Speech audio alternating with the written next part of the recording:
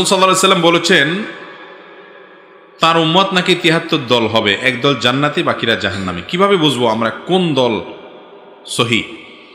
দেখেন, নবী করিম সাল্লাল্লাহু আলাইহি ওয়াসাল্লাম বলেছেন আমার উম্মত ৭৩ ভাগে বিভক্ত হবে, সবাই জাহান্নামে যাবে, তবে এক শ্রেণীর মানুষ তারা জান্নাতে যাবে।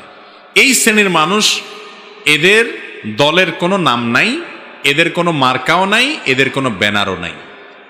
তাহলে কি আছে? তাদের আলামত আছে, কিছু কিছু কি আছে? আলামত আছে। সে আলামত কি?